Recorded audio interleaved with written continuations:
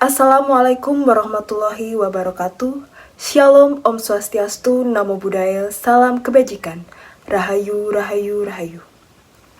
Hidup mahasiswa, hidup rakyat Indonesia, hidup perempuan yang melawan.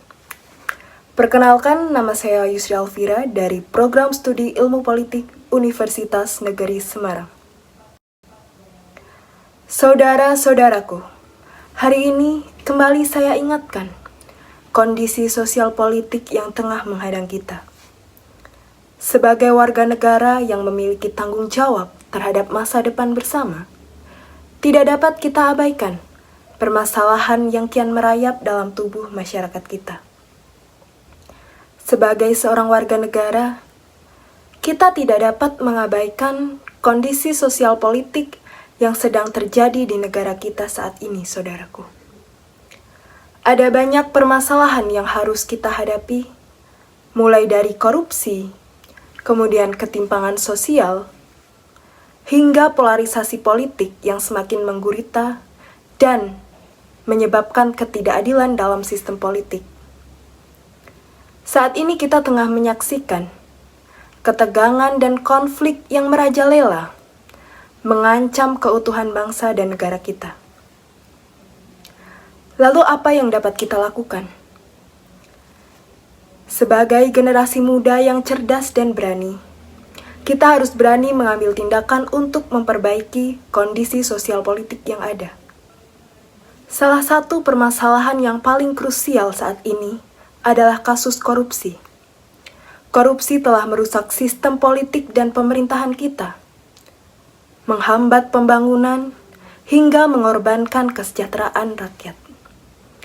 Oleh karena itu, pemerintah seharusnya mengambil tindakan tegas untuk memberantas korupsi, mulai dari pencegahan hingga penindakan terhadap tikus-tikus berdasi. Namun, saat ini apa yang kita lihat? Upaya pemerintah dalam memberantas korupsi masih sangat amat terbatas dan belum optimal sama sekali. Kita sebagai warga negara harus tetap mengawasi dan mendukung upaya pemerintah dalam memberantas korupsi. Tak hanya kasus korupsi, kasus lain seperti ketimpangan sosial juga menjadi permasalahan yang harus diatasi. Ketimpangan sosial dapat mengakibatkan ketidakadilan dalam distribusi sumber daya dan kesempatan, sehingga memperburuk kondisi sosial politik yang ada. Pemerintah seharusnya dapat mengambil tindakan untuk mengurangi ketimpangan sosial, seperti dengan meningkatkan akses pendidikan dan kesehatan bagi masyarakat yang kurang mampu. Namun, apa yang terjadi saat ini? Upaya pemerintah dalam mengatasi ketimpangan sosial masih sangat amat terbatas pula, dan belum merata di seluruh wilayah Indonesia. Untuk kasus ini, kita sebagai warga negara harus terus memperjuangkan hak-hak sosial dan ekonomi bagi seluruh rakyat Indonesia. Pemerintah sebagai garda terdepan pembentukan harmoni memiliki peran besar dalam menanggulangi permasalahan ini. Program-program inklusif yang melibatkan semua lapisan masyarakat harus tetap diutamakan. Pendidikan menjadi kunci utama dengan menyelaraskan kurikulum yang mempromosikan nilai-nilai kebinekaan, toleransi, dan kerjasama.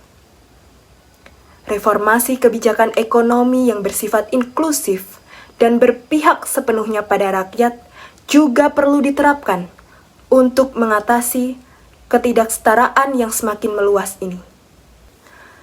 Dalam menghadapi permasalahan sosial politik, kita juga harus berani mengkritik kebijakan pemerintah yang tidak berpihak pada rakyat.